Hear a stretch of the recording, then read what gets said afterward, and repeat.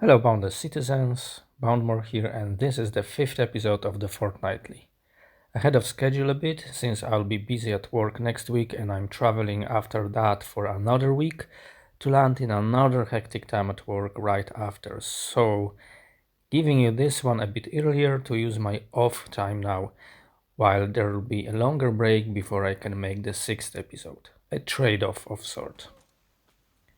Not much happening news-wise around the game, so I will simply go through my activities in Boundless this last week. I talked about how rare Umbris exos are the last episode, and guess what?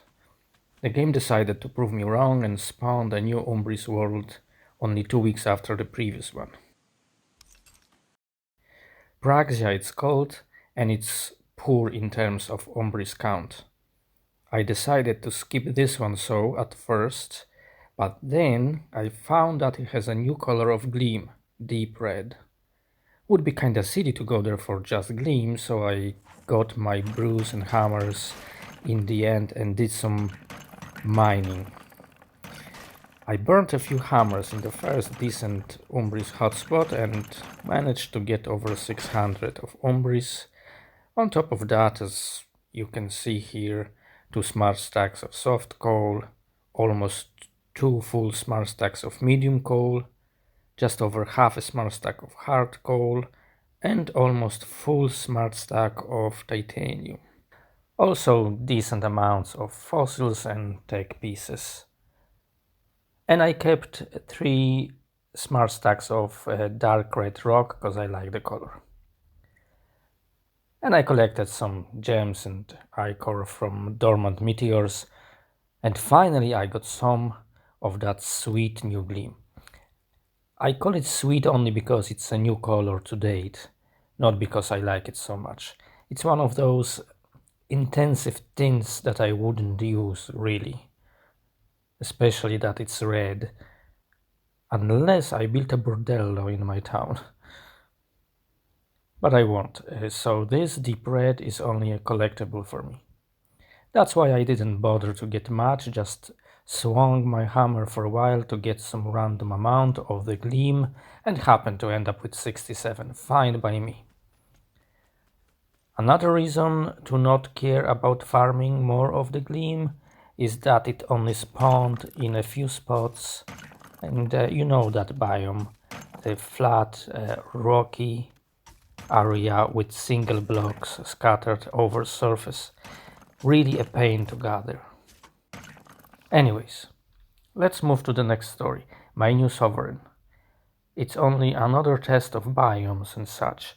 I do them on a regular basis and make notes for future reference, should I decide to get a permanent hunting gathering world in future. This one is a T for Lush world, called Beta Deltho. It sounds a bit like Cthulhu for me. Here's the world's profile, starting with the river pattern I chose, followed by biomes and cave types. It's arranged by biome levels, so the first digit in image names indicates the biome level.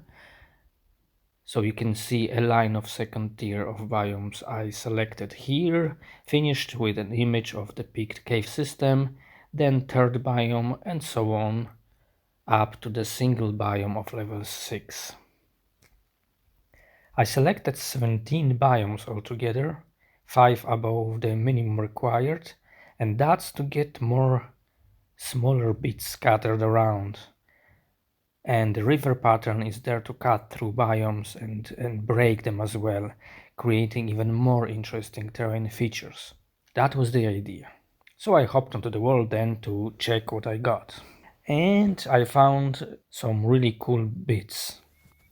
Like the floating islands that normally are quite small and of regular disc-like shape, they get all weird when spawned along the rivers.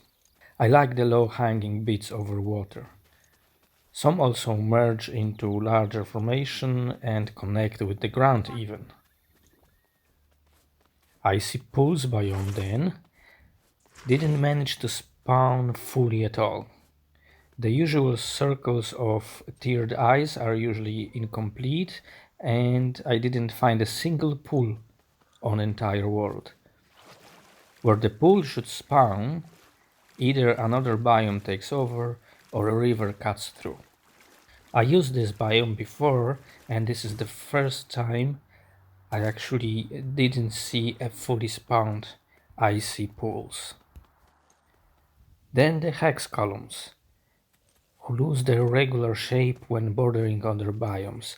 It led to some amazing looking columns with irregular edges, twisted outlines. I found this particular biome very interesting if it comes to this, how the columns behave when they're on the edge of another biome. Sawtooth Mountains combined with rivers create a lot of awesome cliffs over water. They look quite monumental. See what I did there? When looked at from below. Limbo's biome then, I got just one large lake with a lot of spheres and a good density of them. But what is really cool is all the areas where this biome didn't spawn fully. I found quite a few single balls floating lonely, or sometimes a couple of them, and sometimes they are not full spheres. That one here seemed pretty busy. It's Peter Wildstock and Roadrunner sharing this little space. That can't end well. Summarizing, I definitely found some combinations worth noting for my possible future sovereign. Oh, as the final note, I changed original colors. Wanted to test a palette made of black, grey and some ashen weary colors of blocks.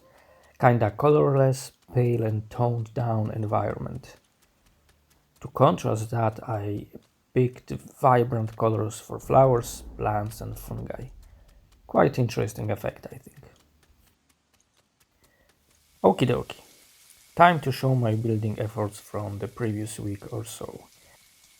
I walked away from my town, not far though, to build a monument marking the 0 point. 0 point is the central spot of the world where coordinates read 0 for north-south axis and 0 for east-west axis. And how do you mark such an important point? That must be Lord Farquaad's castle. That's the place. It happens to be pretty close to my town, so when on top of the build, one can enjoy a nice view of Killarna. You'll have to grapple yourself up though, as it's not a tower I built, it's more of an obelisk. Let's take a step back first though and start from the beginning. First I had to craft some marble and brick, and I went for white with just some luminous blue.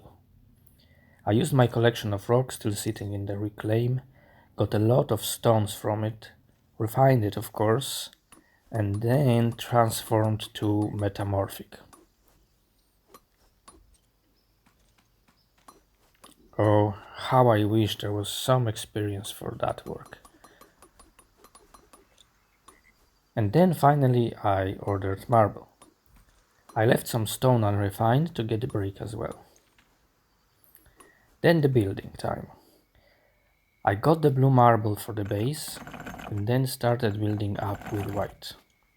As I went higher I started narrowing the monument, the second stage of it just half a block narrower on each side, so chiseling it flat. And the third stage then is one full block narrower than the base. Then it was time to do the lighting.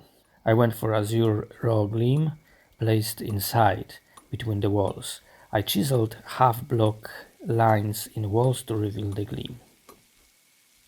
Some work around the base complements the whole project. There will be more terraforming around it to make it all prettier. For now I stopped at blending the square around into the slopes. Voila! Here it is in all its glory. Do you think maybe he's compensating for something? That's how it reveals itself to a traveler approaching from the town. Looks pretty cool at night when lit with the blue tint. And when you're on town's edge, in just the right angle, you can spot the top of the monument above the trees. So yeah, there it is, my last week pretty much summarized. I shall wave goodbye now and for a bit longer as I mentioned, but I will see you all in the next one eventually.